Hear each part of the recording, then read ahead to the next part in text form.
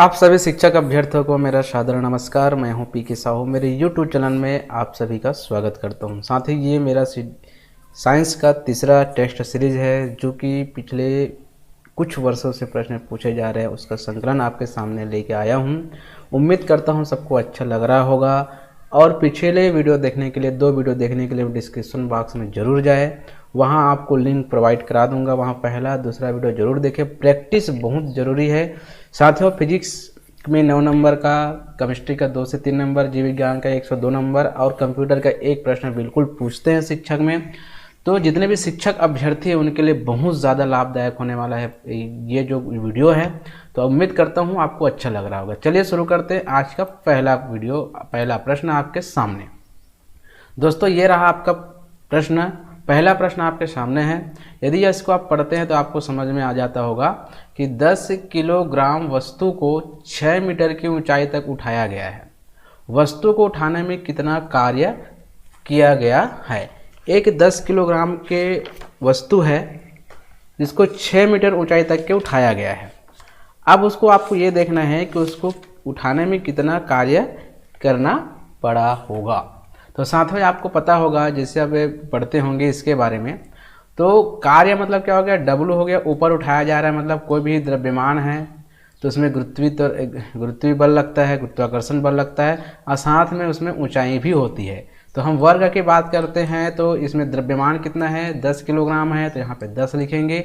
चूँकि गुरुत्वाकर्षण का नियतांक कितना होता है, 9.8 होता है। ऊंचाई कितना दिया हुआ है, 6 दिया हुआ है। जब इसको हम इस प्रकार से मल्टीप्लाई करते हैं साथियों, तो दोनों को जब गुना करते हैं तो W बराबर 588 आता है। मतलब 588 जूल, क्योंकि वर्ग कार्य का इकाई क्या होता है, जूल होता है। तो 588 हमारा डी आंसर सही होगा। नेक्स्ट क्वेश्चन आपके सामने देखते हैं। ये रहा आपका नेक्स्ट क्वेश्चन। 20 जूल गतिज ऊर्जा रखने वाले 100 ग्राम द्रव्यमान वस्तु का क्या वेग होंगे। तो साथियों अब ध्यान रखना होगा, यहाँ पे ग्राम में दिया है तो सबसे पहले इसको आपको क्या करना पड़ेगा, आपको चेंज करना होगा इसको किलोग्राम में। तो 100 ग्राम बराबर हो जाएगा 0.1 किलोग्राम। मतलब ये क्या हो गया, आपका द्रव्यमान हो गया। चूँकि जूल, अब यहाँ पे जूल दिया है तो साथ जूल मतलब क्या हो जाएगा, आपका कार्य डब्लू है ना, क्या हो जाएगा, डब्लू मतलब 20 जूल दिया हुआ है। और हमको निकालना क्या है, वेग निकालना है। तो सीधी से बात, इसमें गतिज ऊर्जा लिखा है तो गतिज ऊर्जा का जो फार्मूला होता है क्या होता है, 1/2 mv² होता है। तो यहाँ पे 20 लिखेंगे, 1/2 हो जाएगा। द्रव्यमान मतलब 0.1 किलोग्राम दिया है, गुना आपको वेग निकालना है। तो जब इसको चेंज करेंगे साथियों तो 20 बराबर 1/2 गुना ये हो जाएगा 1/10 मल्टीप्लाई v²। 20 करेंगे तो यहाँ पे 1/20 हो जाएगा, v² हो जाएगा। इसको दोनों मल्टी हो जाएंगे। जब मल्टी होगा तो यहाँ पे 400 हो जाएगा, 400, और यहाँ पे हो जाएगा v²। तो v² का मतलब क्या हो जाएगा साथ है, यहाँ पे 20, v बराबर 20 m/s मीटर प्रति सेकेंड, ये वेग निकल जाएगा। तो ऑप्शन नंबर डी हमारा सही आंसर होगा। नेक्स्ट क्वेश्चन देखते हैं। ये तीसरा नंबर क्वेश्चन आप देखेंगे। किसी स्थान पर सरल लोलक की लंबाई 1 मीटर है। सरल लोलक मतलब जो कुछ प्रकार से घूम रहा होता है उसको सरल लोलक बोला। इसका लंबाई कितना है, 1 मीटर है। उसके दोलन आवर्तकाल, आवर्तकाल क्या हो जाता है, जो 1 सेकंड में प्रति चक्करों की संख्या, मतलब जो चक्करों की संख्या, जो जितने चक्कर लगा रहे हैं वो उसका 1 सेकंड में उसका आवर्तकाल होता है। दोलन का आवर्तकाल, एक चक्कर लगाने में लगा समय। तो 1 सेकंड है, 1 सेकंड। तो उस स्थान की गुरुत्वीय त्वरण का मान मतलब जी हमको निकालना है। साथियों यहाँ पे अब निकालेंगे तो आवर्तकाल जब निकालते हैं तो यहाँ पे फार्मूला होता है 4π² 1 भागित यहाँ पे होता है जी, मतलब यहाँ पे होता है जी। जब इसे हम मान रखेंगे साथियों तो थोड़ा सा लंबा बनेगा। यहाँ पे आवर्तकाल कितना दिया, आप यहाँ पे गुरुत्वीय त्वरण निकालना है तो जी बराबर 4π² हो जाएगा, × 1 हो जाएगा, बटे यहाँ पे गुरुत्वीय हो जाएगा। सॉरी जी यहाँ पे टी हो जाएगा, यहाँ पे आ जाएगा। तो जी बराबर कितना हो जाएगा 4, इसको हम 22 गुना 22 कर देंगे क्योंकि पाई का मान 22/7 होता है। ठीक है, यहाँ पे टी का मान कितना है साथ ही 1 सेकेंड है, तो यहाँ पे कर देंगे 1 सेकेंड। जब इसको हम पूरा इसको हम क्या करते हैं गुना करते हैं और भाग देते हैं तो साथियों ऑप्शन नंबर बी हमारा आंसर आ जाता है। मतलब आपका गुरुत्वीय त्वरण का मान कितना आता है 39.51 मीटर प्रति सेकंड का स्क्वायर। इसको आप भाग दे के देख सकते हैं। नेक्स्ट क्वेश्चन देखते हैं आपके सामने। चौथा नंबर क्वेश्चन देखिए, किसी ग्रह पर 2 किलोग्राम वस्तु का भार 18 न्यूटन है, उस ग्रह पर जी का मान क्या होंगे। अब साथियों यहाँ पे आपको केवल फार्मूला लगाना होगा भार। यहाँ पे भार दिया हुआ है तो भार बराबर क्या होता है आपको पता होगा mg मतलब द्रव्यमान गुना गुरुत्वीय त्वरण है ना, गुरुत्वाकर्षण। तो भार कितना दिया है 18 दिया हुआ है, द्रव्यमान कितना दिया है 2 किलोग्राम दिया हुआ है। यहाँ पे हमको जी का मान निकालना है, तो सॉरी जी का मान निकालेंगे तो 18 बटे कितना हो जाएगा 2 हो जाएगा और 9 मीटर प्रति सेकंड का स्क्वायर हो जाएगा। तो option number D is the right answer होगा। नेक्स्ट क्वेश्चन देखते हैं आपके सामने। 5वां नंबर का क्वेश्चन आप देखेंगे, ये भी बहुत इजी क्वेश्चन है, इसको समझना बस होगा आपको। 10 सेंटीमीटर त्रिज्या वाले गोलीय लेंस को काटकर अवतल दर्पण बनाया गया है। इस दर्पण की वक्रता त्रिज्या r होंगे, क्या होंगे 20 सेंटीमीटर, 10 सेंटीमीटर, 5 सेंटीमीटर या 15 सेंटीमीटर। तो मान लीजिए आपका गोलीय लेंस कुछ इस प्रकार से है। अब इसको काट करके अवतल दर्पण बनाया गया। मान लीजिए हम यहाँ से काट देते हैं तो ये इस प्रकार से अवतल दर्पण बन जाएगा, इस प्रकार से अवतल दर्पण बन जाएगा। क्योंकि इसकी त्रिज्या कितना है 10 सेंटीमीटर है, और जो त्रिज्या जब 10 सेंटीमीटर है तो उस दर्पण की वक्रता त्रिज्या क्या होगी, जितनी जो त्रिज्या होती है वही उसकी क्या होती है, यहाँ से जब यहाँ से कटा हुआ है तो यहाँ केंद्र से यहाँ लेके जाएंगे, यही क्या होगा उसका वक्रता त्रिज्या होगी। क्योंकि त्रिज्या 10 सेंटीमीटर है तो वक्रता त्रिज्या भी कितनी होगी 10 सेंटीमीटर ही होगी। तो ऑप्शन नंबर बी हमारा सही आंसर होगा। नेक्स्ट क्वेश्चन देखते हैं साथियों, 6वां नंबर का। 2 समतल दर्पणों को एक दूसरे से 60 अंश का कोण बनाते हुए रखा गया है। यदि दोनों दर्पणों के बीच में एक वस्तु को रखते हैं तो कुल कितने प्रतिबिंब बनेंगे। साथ ही इसका ऐसा फार्मूला आपको याद रखना होगा जो कभी नहीं भूलेंगे आप।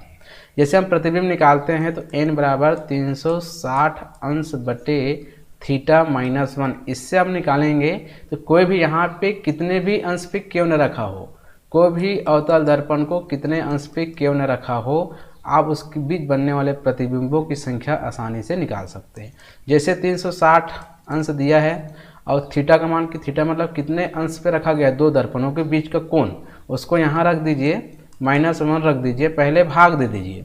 तो 0 0 6 6 का 36 हो जाएगा, 36 में 6 बचेगा तो 6 में घटा दीजिए 5 हो जाएगा।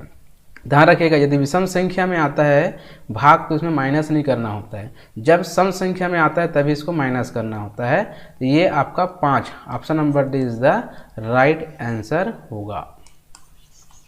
नेक्स्ट क्वेश्चन देखते हैं। नेक्स्ट क्वेश्चन आपके सामने है, जल का अपवर्तनांक 1.33 है। तो यहाँ ध्यान रखिएगा जल का अपवर्तनांक कितना होता है, ये भी आपका प्रश्न पूछे जा सकते हैं। जल में प्रकाश का वेग कितना होगा। साथियों सबसे पहले एक बात बताना चाहूँगा, यदि आपको जल में प्रकाश का वेग पता होगा तो आपको निकालने की आवश्यकता नहीं है। यदि नहीं पता तो निकालते कैसे आपको बताऊँगा मैं। जैसे जल का अपवर्तनांक, जल का अपवर्तनांक जैसे निकालना है, किसी का भी अपवर्तनांक निकालना है तो सबसे पहले आपको लिखना होगा प्रकाश में, प्रकाश में वेग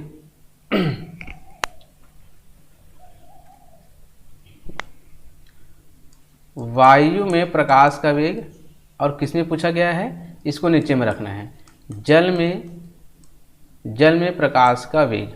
ये यदि आपको मान लीजिए कांच में प्रकाश का वेग पूछ तो यहाँ पे कांच का रखना होगा। जैसे जल का पूछा है तो जल का रख दिए, अब यहाँ पे अपवर्तनांक रख दीजिए। और वायु में प्रकाश का भी कितना होता है 3 × 10⁸ मीटर प्रति सेकंड होते हैं, इसका हमको निकालना है ना। जल का जल में प्रकाश का वेग निकालना है तो पक्षांतर कर दीजिए। जल बराबर यहाँ पे हो जाएगा 3 × 10 की घात 8 बटे 1.33। ये तो इसको यदि आप क्या करते हैं, भाग देते हैं, सॉल्व करते हैं, है ना, तो आपके पास कितना आ जाएगा, ऑप्शन नंबर डी हमारा सही आंसर होगा। नेक्स्ट क्वेश्चन देखते हैं 8वां नंबर का।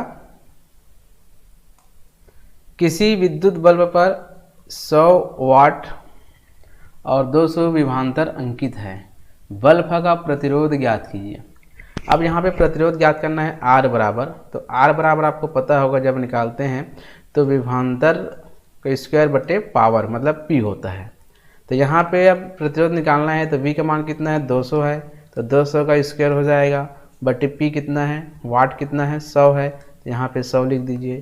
तो R बराबर ये हो जाएगा आपका 40, है ना, 40,000 बटे कितना हो जाएगा 100, 0 0 कैंसिल हो जाएगा, यहाँ पे आ जाएगा 400। R का ऐसा ही मात्रा क्या है, ओम है, तो 400 ओम होगा। Option number D is the right answer होगा। नेक्स्ट क्वेश्चन देखते हैं 9वां नंबर का। 3 ओम का प्रतिरोध को 9 विभवांतर के बैटरी के साथ जोड़ा गया, प्रतिरोध में कितनी धारा प्रवाहित होगी। यदि इसका फार्मूला आपको याद हो V बराबर RI, तो आराम से आप निकाल सकते हैं, क्योंकि V का मान कितना दिया है 9, प्रतिरोध कितना दिया हुआ है 3, हमको I निकालना है ना, तो इसको पक्षांतर कर देते, I बराबर कितना हो जाएगा 9 बटे 3 हो जाएगा, और यहाँ पे 3 त्रिक 9 हो जाएगा, 9 3 एम्पियर हो जाएगा, क्योंकि धारा को एम्पियर से मापा जाता है। तो option number B is the right answer होगा। नेक्स्ट क्वेश्चन देखते हैं, यहाँ पे देखिए 10 किलोग्राम द्रव्यमान वाले वस्तु 100 मीटर प्रति सेकंड वेग से गतिशील है, 100 मीटर प्रति सेकंड वेग से गतिशील है, और उस पर विपरीत दिशा में बल लगाया जाए। उसके मान लीजिए कोई वस्तु इस प्रकार से जा रही है 100 मीटर प्रति सेकंड के हिसाब से 10 किलोग्राम वाला कोई जो वस्तु है वो, उसमें विपरीत दिशा में बल लगाया गया। यदि वस्तु 10 सेकंड में विरामावस्था में आ जाता है, अब बताइए यहाँ पे लगाया जा रहा है यहाँ पे, और ये जैसे ही इसमें बल लगाया जाता है तो 10 सेकंड में ही वो अपने प्रारंभिक मतलब विरामावस्था में आ जाता है। तो उत्पन्न त्वरण ज्ञात करना है, तो इसमें केवल लॉजिक लगाना है आपको, है ना, कि 10 मीटर प्रति सेकंड से चल रहा था, आपको इतना 10 सेकंड में, अब 10 सेकंड में चला गया, विरामावस्था में आ गया, तो भाग देंगे कितना आ जाएगा 10 मीटर प्रति सेकंड का स्क्वायर आ जाएगा, क्योंकि 10 सेकंड में ही वो विरामावस्था में आ जाता है। तो ऑप्शन नंबर सी हमारा क्या होगा, सही आंसर होगा। नेक्स्ट क्वेश्चन देखते हैं 11वां नंबर का। पानी पर तैरती किसी वस्तु का आभासी भार होता है पानी पर कोई वस्तु तैर रही है तो उस पर उसका आभासी भार क्या होगा, वस्तु के आभासी भार के बराबर, वस्तु द्वारा हटाए गए द्रव्य के भार के बराबर, वास्तविक भार तथा हटाए गए द्रव्य के भार के अंतर के बराबर, या उपरोक्तों में से कोई नहीं। तो साथ में जब भी आपको कोई वस्तु जब पानी में जाता है तो इसके साथ साथ इसमें क्या होता है, पानी भी हट जाता है और इसका वास्तविक भार भी इसमें आ जाता है। तो वास्तविक भार में जो इसके द्वारा जो हटाया गया है उस द्रव्य के भार को घटा देंगे तो इसके आभासी भार हमको पता चल जाएगा। तो option number 3 is the right answer. ठीक है, नेक्स्ट क्वेश्चन देखते हैं। यहाँ पे देखिए हमारे पास है क्लोरीन का प्रयोग किया जाता है एंटीबायोटिक के रूप में, संक्रमण रोगी के दवा के रूप में, जरनाशक के रूप में, प्रतिरोधी के रूप में। ध्यान रखिएगा सभी एक जैसे लगता है, एंटीबायोटिक भी एक जैसे लगता है, संक्रमण रोगी भी लगता है, सभी एक जैसे लग रहा है, लेकिन साथ ही क्लोरीन का उपयोग प्रतिरोधी के रूप में किया जाता है, किसी को नष्ट करने के लिए, रोगाणुनाशक के लिए, है ना, उसको मिटाने के लिए, तो प्रतिरोधी के रूप में इसका उपयोग किया जाता है। तो option number D is the right answer. Next question देखते हैं। आधुनिक आवर्त सारणी में तत्वों को रखा गया है, आधुनिक आवर्त सारणी है उसमें तत्वों को किस क्रम में रखा गया है, परमाणु भार के वृद्धि क्रम में, परमाणु क्रमांक के वृद्धि क्रम में, अणुभार के वृद्धि क्रम में, या इनमें से कोई नहीं। तो याद रखिएगा साथियों, जो आधुनिक आवर्त सारणी में तत्वों को परमाणु क्रमांक के वृद्धि क्रम में रखा गया है। Option number B is the right answer. Next question देखते हैं। यहाँ पे देखिए आपातकालीन ग्रंथि है एड्रिनल, अग्नाशय, थाइमस और थायराइड। साथ ही यहाँ पे ये और लिखा गया है। तो हमारे पास ये जो ए है एड्रिनल ग्रंथि, ये हमारा संविक्र अधि कुछ बोला जाता है इसको, है ना। एड्रिनल ग्रंथि जो है आपातकालीन ग्रंथि के नाम से भी जाना जाता है। ठीक है, नेक्स्ट क्वेश्चन देखते हैं। लास्ट क्वेश्चन है आपके सामने। साथियों यह एक ओपन सोर्स ऑपरेटिंग सॉफ्टवेयर नहीं है। 15 नंबर क्वेश्चन आपके सामने रख रहा हूँ मैं। यह एक ओपन सोर्स ऑपरेटिंग सॉफ्टवेयर नहीं है। उबंटू, डेबियन, ओपन सोलरिस या किंडल।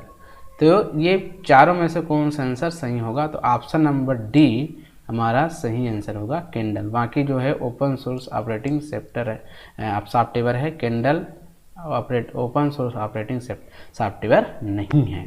तो दोस्तों ये रहा 15 क्वेश्चन आपके सामने मैंने रख दिया है। और आपको और ज़्यादा वीडियो चाहिए और अधिक मात्रा में प्रश्न चाहिए तो कमेंट्स जरूर करें। आप लोगों का कमेंट्स बहुत कम आ रहे हैं, साथ ही साथ लाइक बटन भी कम आ रहे हैं। यदि किसी को जैसे आप लोग हम आपको जैसे जिस प्रकार से मोटिवेट करने का प्रयास करते हैं, तो हमारा मोटिवेट क्या होता है कि आप लाइक करें और कमेंट करें, साथ ही साथ इसको शेयर करें ताकि अधिक से अधिक लोगों के पास पहुंच सके। तो क्या होता है इसमें दूसरी मतलब दुगुनी एनर्जी के साथ वीडियो बनाने का मन करता है। तो दोस्तों आज के लिए इतना ही। Thank you.